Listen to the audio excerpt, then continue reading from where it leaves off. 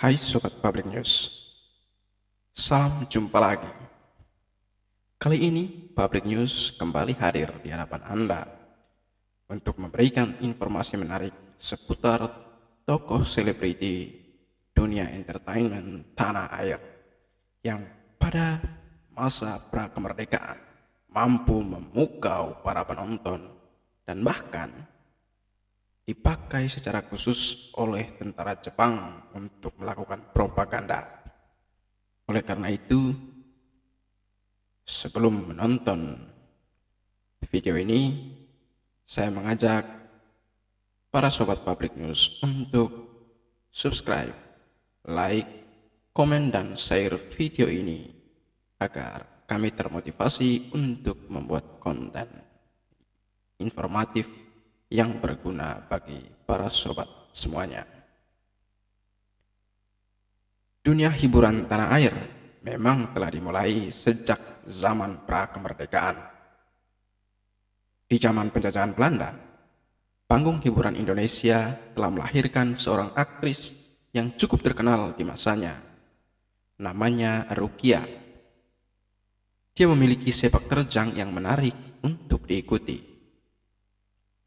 Christopher Allen Hodrick dalam International Journal of Humanity Studies berjudul Negotiating the Path of Fame, Tradition, and Public Modernity in the Public Persona of Rukia in 1917 until 1945 yang terbit pada tahun 2017 mengungkapkan bahwa jauh sebelum bermain dalam film terang bulan yang booming di Hindia Belanda, Rukia terkenal sejak usia 7 tahun lewat dunia tarik suara dan pemain sandiwara sekitar tahun 1924.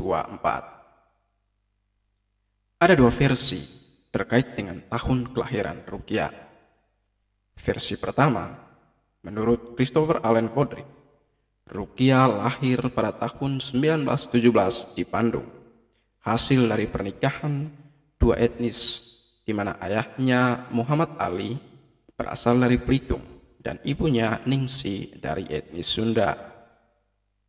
Sedangkan versi kedua, Eki Imanjaya memberikan informasi yang berbeda terkait tahun dan kota kelahiran pesohor itu.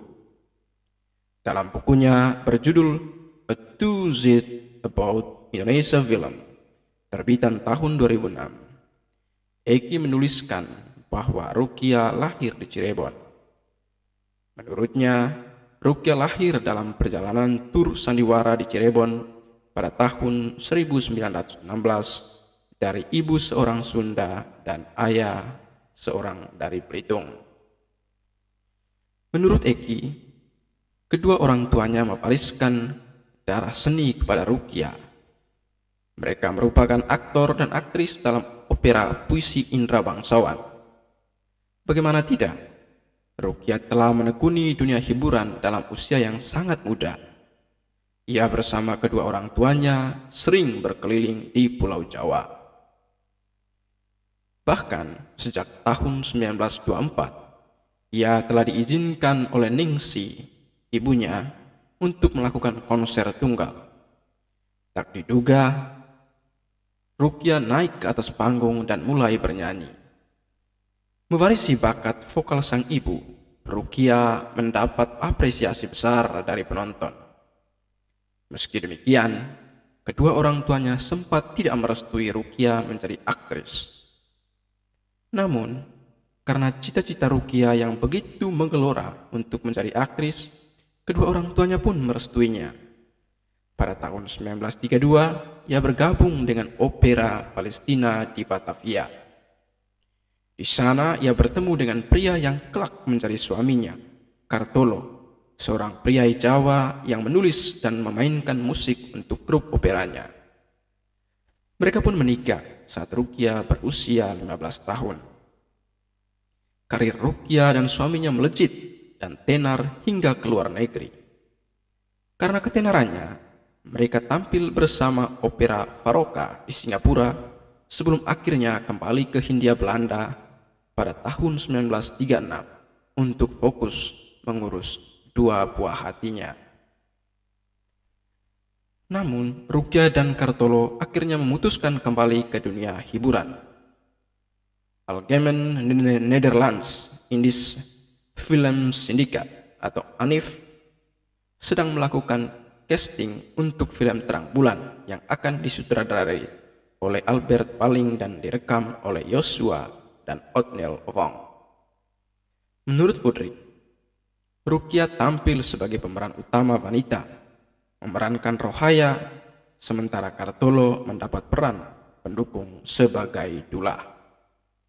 Keduanya menjadi bagian dari produksi film di era Hindia Belanda. Dalam bukunya berjudul secara kecil Petite Histoire Indonesia, terbitan tahun 2004, Anwar Rosian menuliskan bahwa film ini meraih kesuksesan yang belum pernah terjadi sebelumnya. Terang Bulan mencatatkan rekor sebagai film box office di Hindia Belanda yang sulit dipecahkan dalam industri film dalam negeri sampai krisis pada tahun 1953. Lepas dari film Terang Bulan, Rukia bersama Kartolo kembali mendapat tawaran untuk bermain dalam film baru berjudul Fatima yang diorbitkan pada tahun 1938. Film garapan Tan Studio ini kembali melibatkan Rukia sebagai pemeran wanita utama bersama R.D. Mokhtar yang digambarkan sebagai kekasihnya di dalam film tersebut. Meski tak dapat mengalahkan kesuksesan Terang Bulan, film Fatima juga mengundang banyak antusias penonton kala itu. Rukia mendapat 150 gulden sebulan dan Kartolo mendapat 50 gulden dari Tan Studio. Harga tersebut terbilang fantastis untuk pribumi di masa itu. Bahkan di puncak popularitasnya, para penggemar meniru busana yang dikenakan oleh Rukia dalam film-filmnya. Ia menjadi kiblat fashion untuk wanita pribumi di seluruh Hindia Belanda kala itu. Didukung oleh parasnya yang cantik, Rukia mulai muncul secara rutin dalam berbagai iklan, baik yang diproduksi pribumi maupun orang-orang Belanda. Suara indahnya juga menghiasi sejumlah rekaman yang hadir di pasaran. Rukia selalu sukses membuat penonton terlena di bangkunya saat ia mengalunkan lagu keroncong. Ia selalu mendapatkan tepuk tangan sebelum atau sesudah bernyanyi. Bukan hanya kalangan pribumi, banyak orang Belanda yang rajin menonton pertunjukan Rukia. Sayangnya, film-film Hindia Belanda direkam dalam bentuk film nitrat yang mudah terbakar. Nasnya, setelah terjadi kebakaran, sebagian gudang produksi film negara musnah dan pada tahun 1952, film-film lama direkam dalam bentuk nitrat juga ikut musnah. Rukia wafat karena sakit pada tanggal 2 September 1945. Kematiannya juga bertepatan pada hari penyerahan Jepang yang secara resmi mengakhiri Perang Dunia Kedua dan pendudukannya di Indonesia. Ia pun dimakamkan di Koberhulu Jatinegara, Jakarta. Pemakamannya dihadiri oleh banyak elemen penting kenegaraan, mulai dari para artis hingga Menteri Pendidikan saat itu, Ki Hajar Dewantara. Dan tulisan-tulisan mengenai Rukia yang diterbitkan setelah kematiannya pada tahun 1945 seringkali menyebutkan bahwa ia adalah idola dalam industri perfilman Indonesia.